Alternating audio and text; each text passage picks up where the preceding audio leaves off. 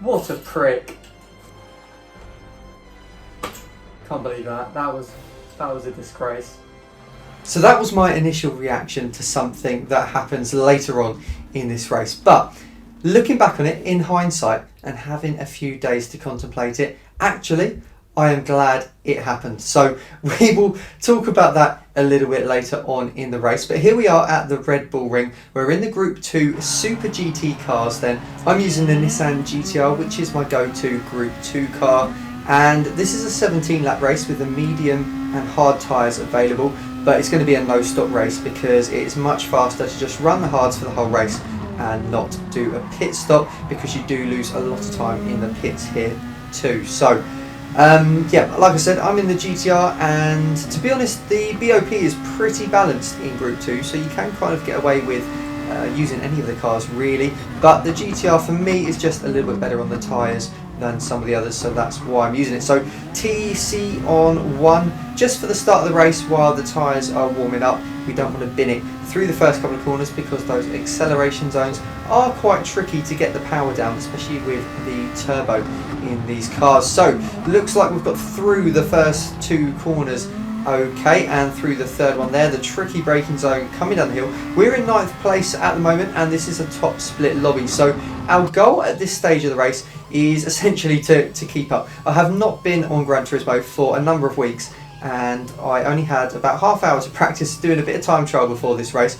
and then we jumped straight in. This was the 3rd attempt of the evening, so we've done 2 race distances already, and this was my 3rd go, and it was the last slot of the evening. So coming into the hairpin then, it looks like Poc there, the French driver's got very out of shape, not exactly sure what happened, and Jack up ahead has been passed and dropped down to 7th place. So we're still in 8th place then, and so far had a pretty incident free race. And like I said, we just want to look after the tyres because they're going to have to go to the end of the race, and yeah, we're just going to try and keep up really.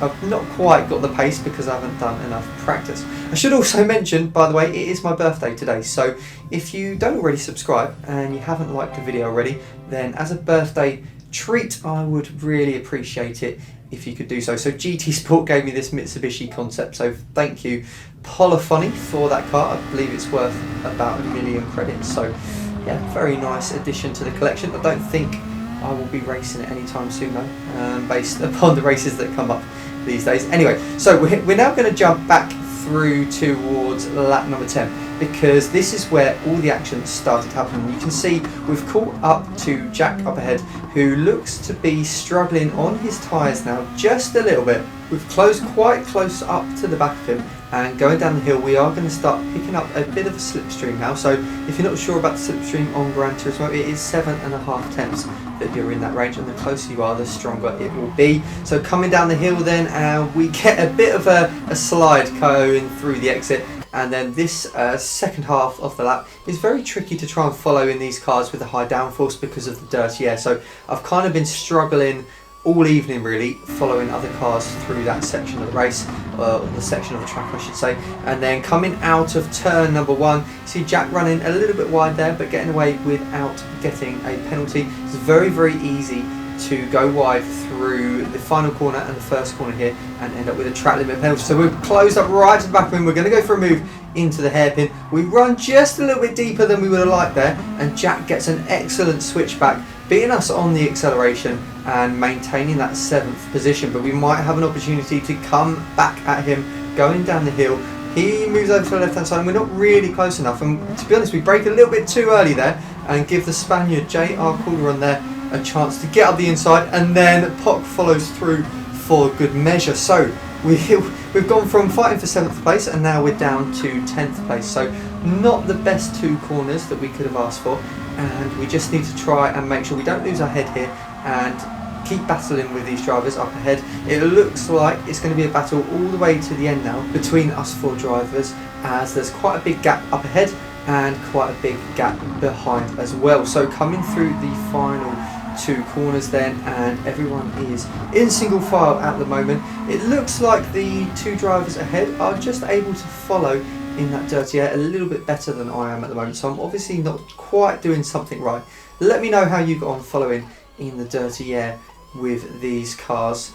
in the comments. So coming down the hill then, and you can see the Spaniard is all over the back of Jack now. This is forming a bit of a train, but once again you can see I've just fallen back a little bit, so it looks like those two drivers up ahead might just have a bit of a pace advantage on me at this point in the race. They've obviously probably put in a bit more practice than I have this week. I reckon I've probably done the least amount of practice out of anyone in this lobby so far. But up ahead then, you can see that Pock has received a half-second penalty, so as long as we can stay close to him through the next couple of corners, we will be able to get past him, as Jack and JR Calderon then very side by side going through the final corner, and we have gained a little bit on the trio up ahead. So heading into turn 1 then, looks like there's not going to be any moves made at this point, and we get quite a good exit actually out of the first corner, as Pock gets a little bit of wheel spin there and compromises his exit, and we're able to get past on the acceleration. And heading up the hill then, is JR Calderon going to go for a move on Jack? Indeed he is. He sends it up the inside. We're going to follow through the middle of the track, and Jack once again gets a better exit and gets a perfect switchback done. So some excellent driving from Jack at the moment, doing a great job of defending that 7th place. So Pock serves his penalty behind and just drops back to around a second or so behind, and we get another slide going through that downhill corner. I was kind of sliding every lap really at this stage of the race, and that was not doing anything to help with the rear tyre wear.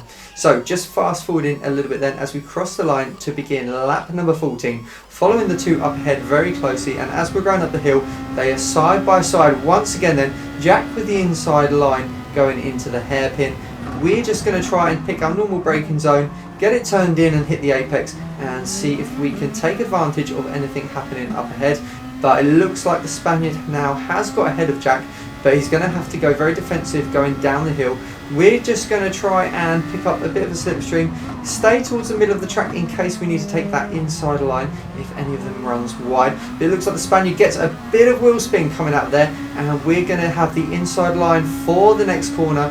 We look like we've got that move done, but then he's going to be able to get faster through the corner, but we just managed to get it done at the inside and giving him just enough room to stay on the track on the outside there. But crucially, we're now back up to 8th place with not too much of a gap to Jack up ahead. It does look like the Spaniard is coming back at us going through the second to last corner. We leave him room on the inside, but he decides to back out of that one, which is probably a smart move because it can end in tears if you go for moves through those final two corners. So crossing the line then, 3 laps left to go in this race, and can we look to close up to the back of Jack as we come through turn 1 then? And it looks like Jack's gone wide once again, but again getting away with that and not receiving a penalty. We have JR Calderon, the Spaniard, very very close behind us now, so we're going to just stay in the middle of the track just to try and fend off any potential send up the inside. But Jack runs a little bit deep there, and then he gets a bit of wheel spin, and we move over to the inside. We're side by side now then as we're running down the hill, and it looks like we're going to have the inside line for the downhill right hander, and we just need to make sure we don't run too deep. We don't want to send Jack off the track, give him room on the exit, but we both get a little bit of wheel spin there, and unfortunately there's a bit of contact and Jack ends up losing control of the car, so he's now out of the race. And then we get a big bump from behind going through the fast left-hander. We just about managed to keep in control of the car and not lose it, and it looks like Pock has also taken advantage of that and is now into 8th place. But crucially, we are now up into 7th place then, and there is just 2 laps to go then as we cross the line to begin lap number 16, and we are going to have to keep our elbows out as wide as possible to maintain this position then going into the final couple of laps. So up the hill, just keeping once again in the middle of the track to prevent anyone sending it up the inside. We get a good exit from the hairpin too, so it doesn't look like we're going to come under pressure as we go down the hill, but there's always a chance that someone will send it going down the hill or miss their braking zone, which will kind of do the same thing. But we get through there with no problem. A little bit of wheel spin on the exit, and we've just moved the traction control up 1 setting just to help with that wheel spin coming out of that corner. So just fast forwarding then as we go through these final couple of corners for the second to last time then, and begin the final lap of the race. And there's a yellow flag out in turn 1, and we move up to 6th place. So someone up ahead then must have had a bit of trouble going through there, and now we're up into 6th place. So if we can finish in 6th place, this would be an absolutely fantastic result considering the amount of practice we've put in, and yeah, I would be super pleased with that in a top split lobby. So defending the inside line then through the hairpin. We don't get the best exit out of there though, and we're going to have to go defensive down the hill. As we can see, Pock is very close to the back of us, so we're going to stick over to the right hand side of the track as we head down into this corner. But then suddenly out of nowhere, Pock barges his way through up the inside, uses us as a brake, and then JR Calderon gets through as well for good measure. So let's have another look at that move then. So riding on board with Pock as we head down the hill, we're over to the right hand side of the track, and then he very late moves over, and you can see there's contact in the braking zone, and he gives us no room on the exit of the corner either. So as you saw at the start of the video, I was absolutely fuming about this. In my opinion, it's a very desperate attempt to score some more points on the last lap. I mean, at this point here, you know, I'm well over to the right hand side, you know, it's stupid to switch over there, and you can see I'm not aware that he's coming, and there's contact all the way through the braking zone, which he's using to his advantage to get the car slowed down and then able to turn in. And then even here on the exit, he drives right out to the curb and doesn't really give me the room there at all. So I think it's a very desperate attempt to score more points, and I think he knows he can get away with it because of how the penalty system is at the moment. If the penalty system was a bit stronger, he would get a penalty, and he wouldn't have attempted a move like that. However, having a few days to think about it, actually, the racing in this race was fantastic. I really enjoyed it. There was some excellent close battles. And if the penalty system was stronger, like it was in the past, we wouldn't have as much of that.